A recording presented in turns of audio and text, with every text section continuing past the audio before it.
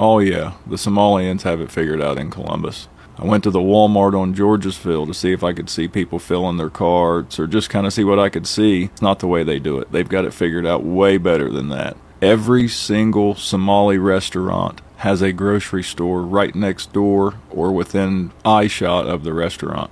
The specific one I went into today had it attached to the restaurant. And wow, what an adventure that was. Stay tuned for more on that. Anyways, the grocery store and the restaurant were the same building. So they don't have to go to a Walmart or a Sam's Club or a Costco necessarily. They can just order everything they need to their grocery store that's right next to or attached to the restaurant that they also own, and never have to fill a single cart. And I guarantee you, if you looked at the records of those grocery stores, they lose tons of money every year, and it's probably used as a tax write-off because those groceries are being funneled into those restaurants, with a daycare center on the opposite side. And that's the common trend you'll see. There's restaurants, grocery stores, and daycare centers, and also home health care businesses. I can't forget the home health care businesses.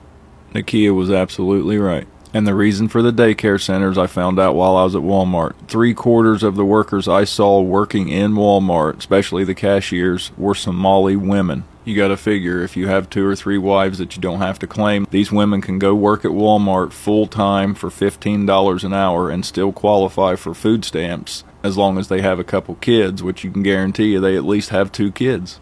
Hell, they average 7. Or same story as working as a home health care aide. They have most definitely figured out the system and how to take advantage of it. And Columbus doesn't break down its numbers like Minnesota, but if anything like the 88% of the Somali community is on social services in Columbus, I can only imagine how deep the fraud is. So I'm changing tactics and going back up Monday, and I have a couple ideas to see if I can't sniff a few things out. Thanks for tuning in. Keep it icy. I have a question for you. If there was a black community that had stolen over $1 billion from our federal government or our state government, what would happen to them? If people in Oak Cliff, Texas, which is made of mostly of minorities, black people and Hispanic people, what would happen to them? Do you think that anyone in our government would let them go for decades, stealing from Medicaid and Medicare to the level that we've seen Somalis do it in Minnesota? So for all of the people that are saying this is a racial situation, let me tell you what racism would have done to this. It is no way that they would have let communities steal millions of dollars and billions of dollars in programs that were meant for autistic children, or programs that were meant to feed people when they said they were feeding 3,000 people a day and they only saw 24. They would not have allowed this to happen if these people were regular Americans, if these were regular African Americans or regular Hispanic Americans. This would not have happened in our United States. But our Democrat Party wants you to believe that this is a racial situation because, that's what they do. Everything is based on race. But let me just say this, from this one black woman, I have seen people in Dallas and all over Texas go to jail for $35,000 in theft. But the thing that gets me the most about all of this fraud and corruption that's going on in Minnesota is the attitudes of the people involved. The people that live in all of these communities, these Somalis, are now threatening Americans. They're not even telling us that they're going to take over the United States. As soon as we find out who you are, trust you will be dealt with. Period. You know what?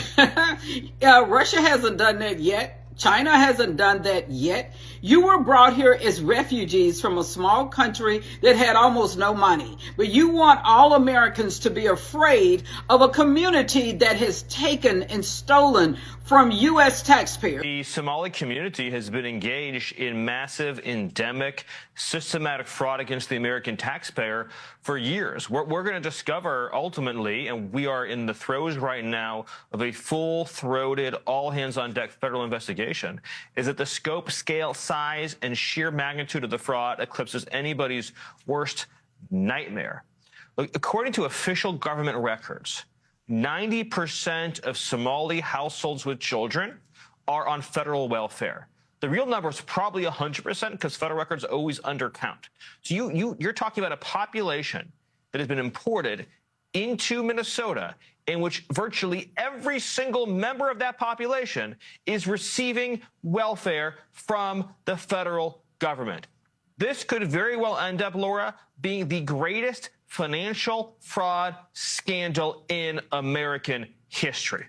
And so all of you people that have made comments about it's just racist, really, let me just tell you something. I don't care what race you are. If all of my cousins are stealing from me, I'm going to be mad at my cousins and I'm going to call the police on them.